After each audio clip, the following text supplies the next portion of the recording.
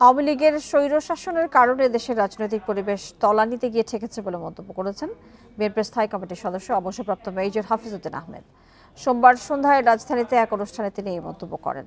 রাজধানীর engineers institution মিলনায়তনে লালমোহন ফাউন্ডেশনের ইফতার মাহফিলে প্রধান অতিথির বক্তব্যে তিনি আরও বলেন, একটি নির্বাচিত সরকার এলেই রাজনৈতিক অস্থিরতা দূর হতে পারে।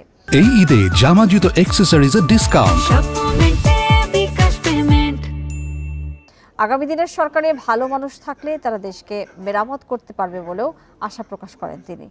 বলেন, গেল 15 বছরে দেশের অর্থনীতি, শিক্ষা, বিচার ব্যবস্থা সহ সব ক্ষেত্র ও প্রতিষ্ঠান ধ্বংস করে দিয়েছে আওয়ামী লীগ।